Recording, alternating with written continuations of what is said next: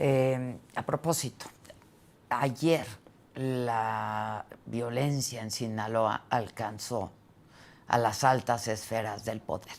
Por la tarde de ayer, un grupo armado atacó la camioneta Jeep Cherokee blanca en la que iba la nieta del gobernador Rubén Rocha Moya. Dejó a 2 custodios heridos. Ha trascendido además que el vehículo estaba asignado a la hija del gobernador, a Eneida Rocha Ruiz, porque ella además es presidenta del DIF en el estado. La Secretaría de Seguridad en Sinaloa reportó el hecho, pero no dijo en ese momento que la camioneta afectada tenía relación con el gobernador y su familia. El comunicado oficial decía, este 23 de septiembre, elementos de la Dirección de Servicios de Protección de esta Secretaría fueron agredidos con armas de fuego al circular por el Boulevard Jesús Comate en la salida sur de Culiacán, por lo que el grupo institucional acudió en su apoyo para restablecer el orden y controlar la situación, es lo que dice el comunicado.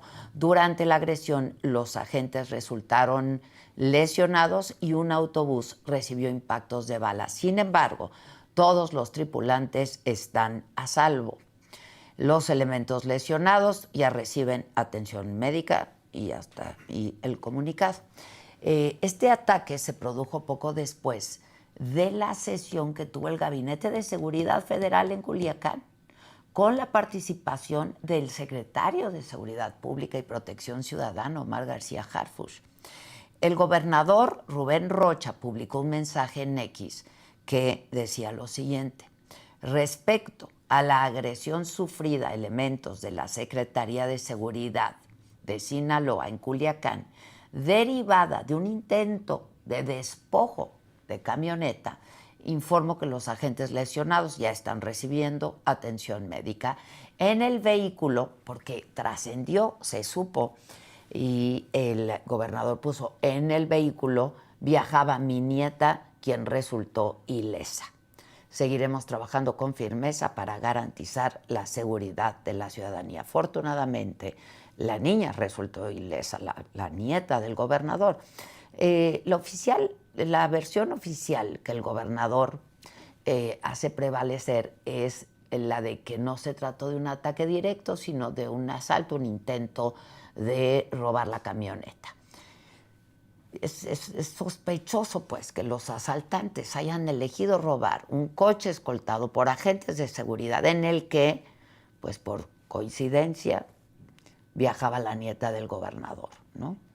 Además, el pasado 12 de septiembre murió una escolta del gobernador en la colonia agrarista mexicana luego de sufrir una agresión en un taller de motos. Bueno, lo que sabemos es que esto es lo que está pasando en Sinaloa, que de nuevo trastocó Culiacán. ¿Quién nos da el reporte?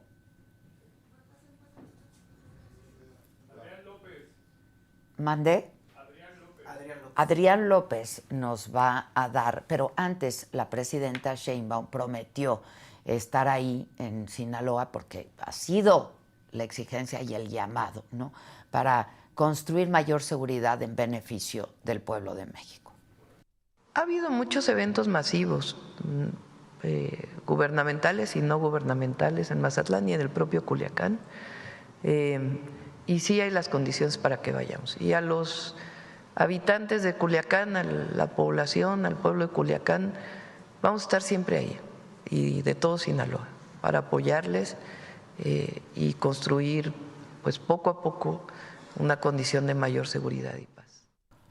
Sí, efectivamente han habido eventos masivos. Entiendo que Chayanne estuvo hace poco, si mal no recuerdo. Adrián López, director del periódico Noreste Sinaloa, nos tiene la crónica de lo que ocurrió ayer. Estuvo en Mazatlán, creo, ¿no? Chayanne, con muy buen éxito. ¿Cómo estás, Adrián? Buenos días.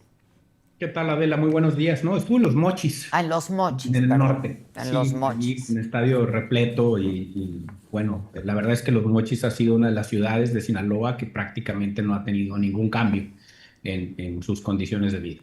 que la gente, pues de alguna manera tiene que buscar seguir con su vida. Claro, continuar con su lo vida. cierto es que en todo este año, pues obviamente hablamos de Sinaloa en general, pero el 70-75% de los delitos de alto impacto están concentrados en Culiacán y en los municipios del centro del estado.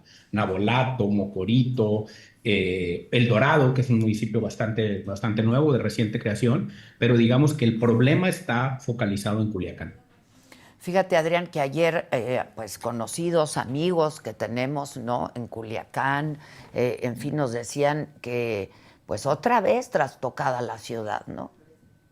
Bueno, ayer fue un día muy complicado, precisamente esta relatoría de hechos que haces, que es lo que nosotros supimos desde el principio, estuvimos allí, pues fue primero este ataque a la policía, luego las fotos esas que tú ves que rolan son fotos nuestras de la camioneta que está en el estacionamiento del hospital, es una Cherokee no blindada, porque circuló también esa versión de que era blindada, y bueno, la versión oficial, como bien señalaste, es el de un intento de despojo de vehículo. Lo que nosotros sabemos es que al parecer el escolta que iba de copiloto fue el que accionó primero y eso ocasionó que le dispararan de regreso. La nieta del gobernador de 11 años iba en la parte de atrás de la camioneta y resulta ilesa, y la conductora, que es la otra escolta, que es una mujer, fue la que trasladó a su compañero al hospital.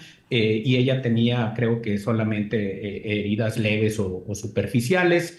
El escolta también sabemos que sí tenía un balazo al parecer en el ojo, no sabemos cómo está el estado del ojo del escolta, pero digamos que lo que nos reportaron ayer es que estuvo delicado, lo intervinieron y al parecer ya su vida no corre peligro. Hoy la presidenta, como bien señalaste, se refirió al hecho, dijo que podía ser un intento de robo, pero que no iban a descartar ninguna de las líneas de investigación. Y yo puntualizaría esto que tú decías, que lo primero es que es muy grave lo que pasó ayer, muy grave más allá de si es un robo de vehículo o un intento o no, o un ataque o atentado como algunos medios lo manejan hoy.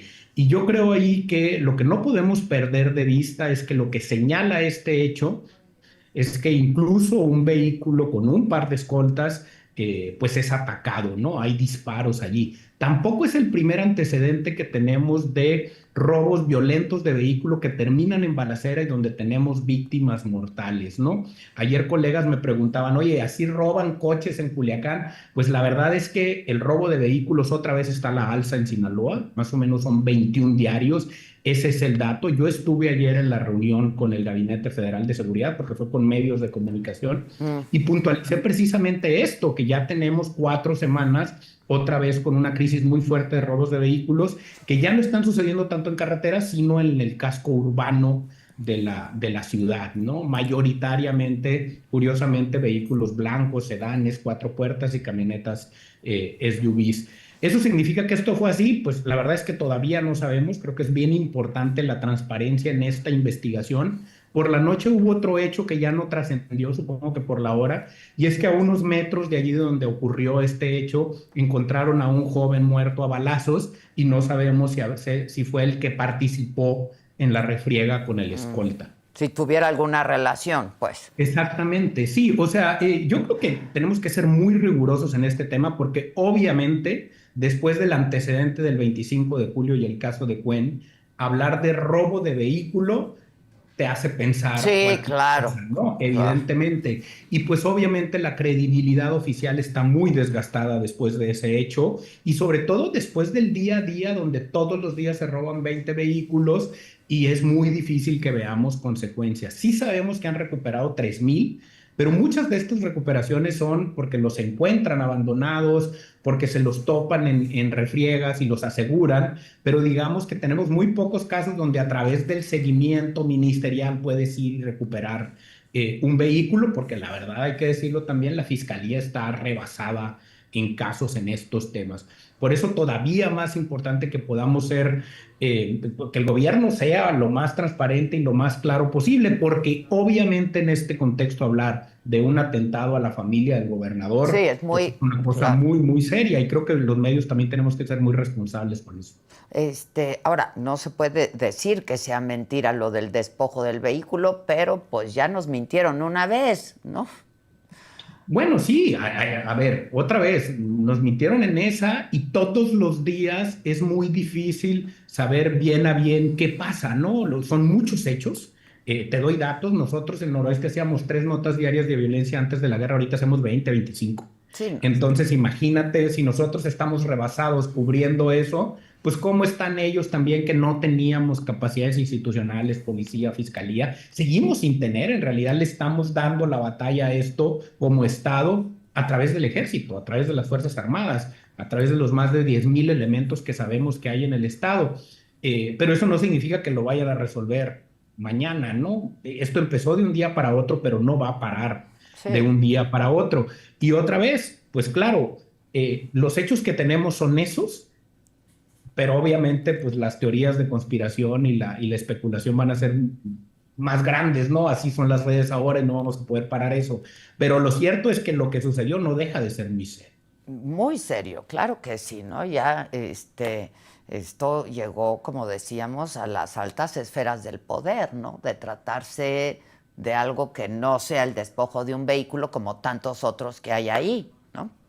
Bueno, a ver, yo lo que creo es que desde que esto empezó, empezó en las altas esferas del poder, ¿no? El asesinato de Melesio Sí, fue el claro, ex claro. rector de la universidad, un político poderoso, dueño de un partido político, luego el asesinato de Faustino Hernández, líder de la Unión Ganadera, 60 policías prácticamente asesinados, eh, eh, un exregidor, una gran cantidad de personajes involucrados, pues, digamos, con el poder, presidentes de módulos de riego, y le puedo seguir, que nos enseña, pues, el tamaño de implicación que tenía el crimen organizado. Y ahora que el crimen organizado se fractura, pues esto está alcanzando a uno A, u e- otro, a ellos ¿no? mismos, claro, claro, Claro, claro. O claro. sea, lo que la guerra que detonó en términos reales el 25 de julio del 2024 está haciendo, Adela, no es más que exhibir la pus que había debajo de eso, ¿no?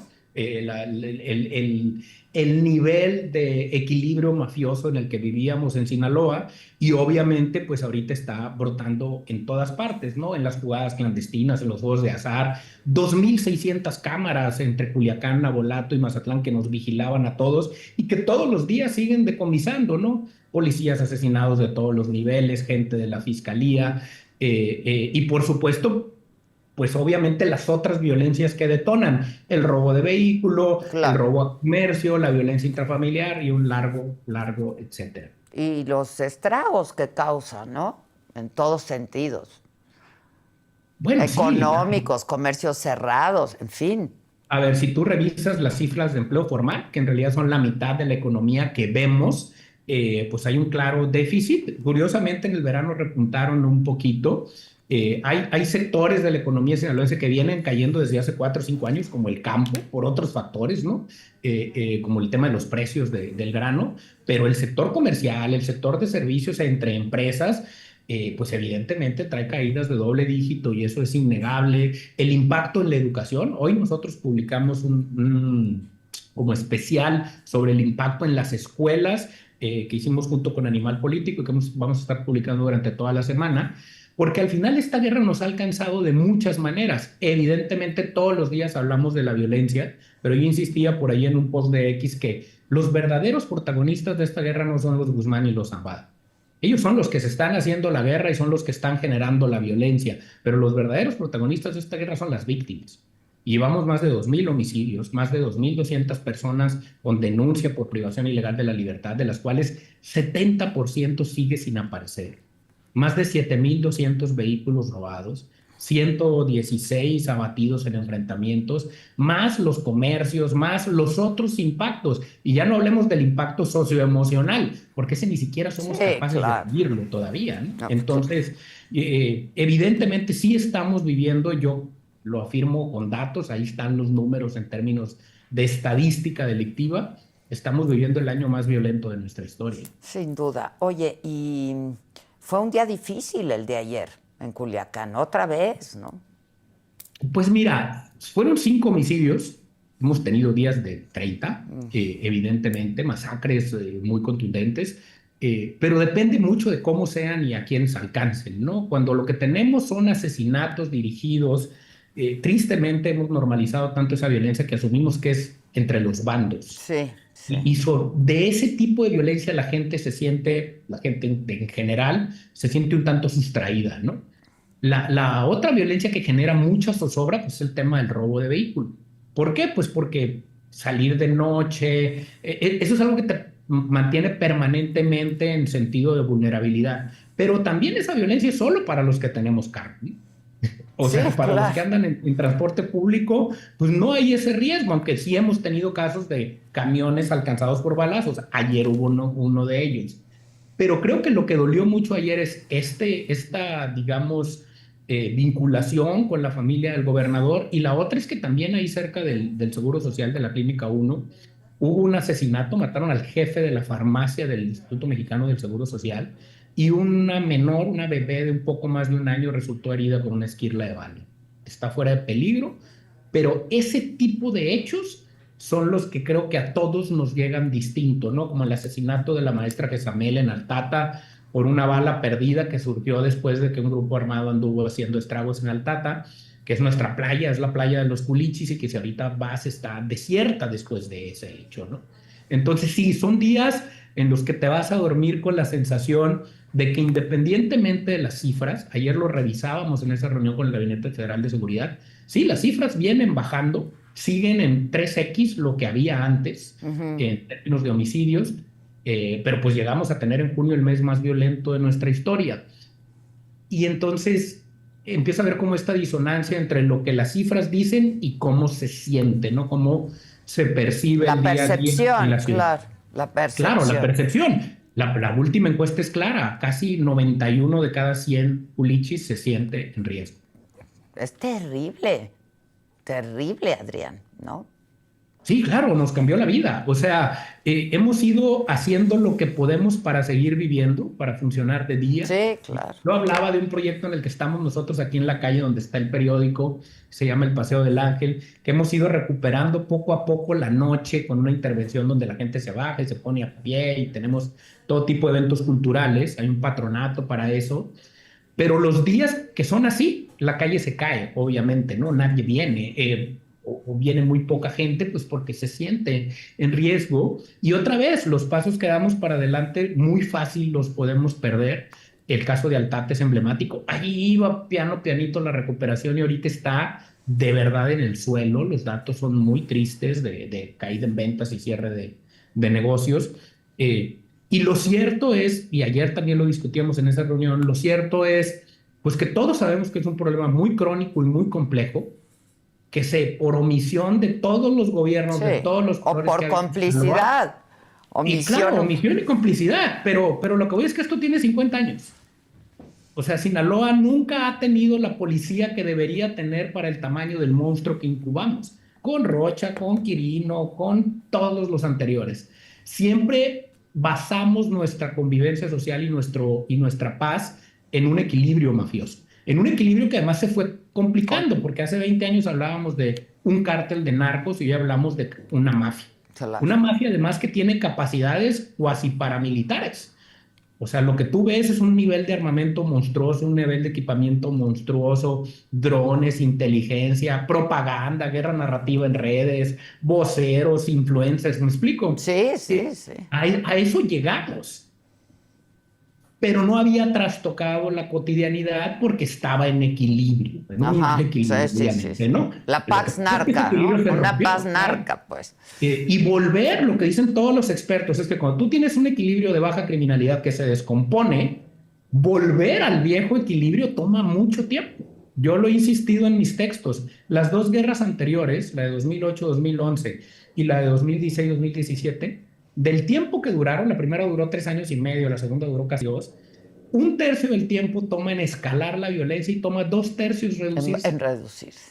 Y el problema es que la desescalada es mucho más violenta que la escalada. Claro. Porque el reacomodo es muy violento. Y la otra lección es que lo que queda es un equilibrio más violento que el equilibrio anterior.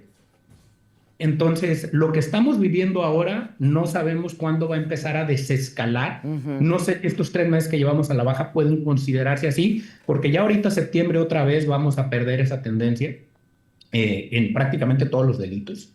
Y por el otro lado hay una nueva violencia que no estuvo en las guerras anteriores, que es el de la desaparición de personas, que es violencia letal en el 70% de los casos, Ya. por difícil que suene. Entonces, eso la vuelve una guerra mucho más violenta y hace también que las consecuencias de retaliación, de venganza entre facciones, células, familias, pues se haga más grande, porque el daño infligido entre ellos es más grande y por eso es bien importante. El problema no es que el cártel se fraccionó y se pelearon por una traición. El problema es que no tuvimos capacidades de Estado para que esa traición no generara una guerra como la que Como estamos. esa, claro, claro, claro. Híjoles, pues te agradezco como siempre muchísimo tu participación. Estemos en contacto, mi querido Adrián. Cuídense mucho. Al contrario, gracias Un a ti, abrazo Adela. desde aquí. Muchas Buenos días. gracias. Oigan, hace un rato nos enteramos que hubo un tiroteo en la oficina de ICE de Dallas. Se habla, a ver si nos lo puede confirmar Juan Guevara, de Torres New Media TV. Se habla de 2 muertos y algunos heridos. Juan, ¿cómo estás? Buenos días. Mi querida Adela, muy buenos días. Saludos desde Now Media TV. Fíjate que te voy a decir, esto obviamente es una noticia en desarrollo. Nos encontramos aquí en Texas, obviamente. Y bueno, en la mañana de este 24 de septiembre, alrededor de las 6:40 hora de Dallas, 5:40 México, se registró un ataque en la instalación de ICE en Dallas, ubicada cerca de la autopista Stemmons, en el área de Love Field, que es cerca del aeropuerto, por cierto. Un tirador, desde una posición elevada, abrió fuego contra personas que estaban siendo trasladadas a este recinto. Las autoridades informan que 3 personas, o sea, 3 detenidos, personas bajo custodia de ICE, fueron alcanzadas por los disparos. 2 de ellas fallecieron en el lugar y otro al llegar al hospital. Y una resultó herida y está hospitalizada en estado crítico. El atacante se suicidó, es decir, se quitó la vida con un disparo cuando las personas del orden, o sea, cuando los agentes avanzaban hacia la escena.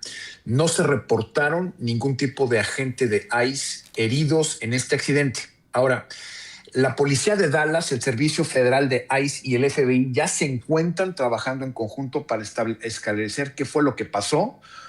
Se están investigando los motivos del ataque. No se sabe qué fue lo que sucedió, pero las autoridades lo están abordando como un posible acto de violencia dirigido. Se hallaron mensajes críticos hacia ICE cerca del lugar, o sea, amenazas contra ICE, lo que sugiere que pudo tratarse de un acto con motivación contra la agencia. Esto es importante mencionarlo porque el sentimiento antiinmigrante es fuerte, pero el sentimiento contra ICE también está siendo muy fuerte, claro, por todo lo que estamos viendo en redes sociales y en la televisión, pues que separan a las familias en la escena, ¿no? Desde Washington, la secretaria de Seguridad Nacional, Kristi Noem, condenó el ataque y afirmó que el motivo no está claro. J.D. Vance, el presidente de los Estados Unidos y su aspirante a ser el próximo presidente, y también expresó su repudio y pidió oraciones para las víctimas. El gobernador de Texas, que sabes que es súper amigo de Trump, Greg Abbott, prometió apoyo a ICE y aseguró que las operaciones migratorias no se verán debilitadas por este suceso. Fíjate, la zona cercana al lugar sufrió interrupciones viales y una presencia masiva de unidades de emergencia. Esto lo sabemos por nuestros afiliados en Fox Dallas, Canal 4. En los últimos meses se ha registrado un incremento de amenazas y ataques hacia las instalaciones federales de inmigración en Texas, lo que eleva la preocupación sobre la seguridad de estas dependencias. Hay que acordarse que en agosto hubo una amenaza de bomba a esta misma instalación, lo cual ya había puesto en alerta al personal y a las autoridades. Este episodio añade tensión al debate nacional sobre las políticas migratorias, la seguridad. Claro, es lo que te iba a decir. ¿Se va a poner peor? Se va a poner peor. Y la protección de las instalaciones federales. Fíjate que hay una cosa que hemos visto, que ahora los agentes de migración están utilizando lentes con reconocimiento facial para poder checar inclusive las redes sociales de los inmigrantes y quiénes son los familiares más cercanos. Eso lo estamos empezando a ver. Entonces es un tema muy complicado. Kristi Noem, o sea, secretaria de Seguridad Nacional, enfatizó que los actos de violencia contra ICE y sus agentes deben de terminarse. Obviamente J.D. Vance pide solidaridad con las familias y las víctimas, pero esto que estamos viendo, que además es una noticia en desarrollo, es un marca un capítulo alarmante en los ataques a instalaciones de inmigración y plantea interrogantes sobre la seguridad y sobre todo las amenazas ideológicas. El presidente Trump no ayuda cuando dice lo que dice y polariza de la manera que polariza. No ayuda que lo que estamos viendo en la televisión y en las redes sociales son niños llorando cuando están quitándole a la mamá y al papá enfrente y separan a las familias, que lo vimos en la primera administración de Donald Trump, que le valió absolutamente gorro el hecho de que separaran a las familias en la frontera. Esto exacerba el posicionamiento contra inmigrantes. En Houston estamos viendo circunstancias similares en donde pues se llevan a las gentes afuera de los Home Depots, ¿no? O sea, ya sabes, las tiendas esas cargan con toda gente y luego preguntan. Hemos visto en los puertos de entrada, por ejemplo, en el puerto de entrada de Houston, hemos visto que a veces detienen a ciudadanos americanos naturalizados, o sea, mexicanos naturalizados americanos, porque sí, los detienen 8, 10, 12 horas, luego los dejan ir. Entonces, estamos viendo un tema que se recrudece antiinmigrante y consideramos que esto se va a poner peor. Oye, no se conoce todavía la identidad del atacante. No saben todavía. Es decir, están dando la información a cuentagotas, lo cual es normal. Sí. Yo considero, y esto es mi opinión personal, que las autoridades ya lo saben, simplemente están esperando lo que sabemos siempre, ¿no? Notificarle al next of kin, o sea, notificarle a los parientes antes de informarlo a la opinión pública. Como debe ser, claro. Como debe de ser, ¿no? Y bueno, el FBI acaba de confirmar que esto fue un acto de violencia dirigida. Esto acaba de suceder hace unos segundos. Entonces, pues bueno, o sea, esto es una noticia en desarrollo, mi queridísima Adela. Es un tema lamentable. Sí lo es. Te agradezco mucho y estaremos muy atentos. Gracias, Juan. Hablemos pronto. Un abrazo. Gracias. Saludos. Igualmente. Híjoles. Bueno, hoy en la noche, 8 de la noche, inmediatamente después de Saga Noticias con Kim y Max. Un día, una voz. Hoy es el día, la voz es de Diego Fernández de Ceballos, mejor conocido como el Jefe Diego. Que pudiste ser presidente y te me rajaste. No, señora, esa es la versión que ha convenido a mis detractores. Luego se hicieron muy amigos Carlos Salinas y... Él jamás ante mí faltó a su palabra. Tú eres un hombre de fe, ¿no? Sí, claro. Ahora, pero ¿sigues pensando que hay un machismo acendrado en nuestro país? Un machismo que... Yo nunca pensé que yo lo fuera a ver. La primer mujer presidenta de este país. Desde luego, ha sido un avance, pero también debo decir, es decepcionante que esa sea la primera mujer en la presidencia de la República. ¿No te parece que está haciendo un buen desempeño? Por supuesto que no. ¿No te parece eso misógino? Decir que ella llegó porque la pusieron. No. Hay aversión de Sí, tu por parte supuesto. por López Obrador. Sí, pero déjame... ¿Es personal? Por supuesto que es personal, y voy a decir por qué. Pero por un tipo como él, sí siento un profundo desprecio. Nunca te había oído expresarte con tal desprecio de nadie como del expresidente. Porque lo que hoy estamos viviendo es una tragedia total. ¿Qué va a pasar con el PAN? Vamos. ¿Y cómo te llevas con Peña? ¿Tienes relación? Fue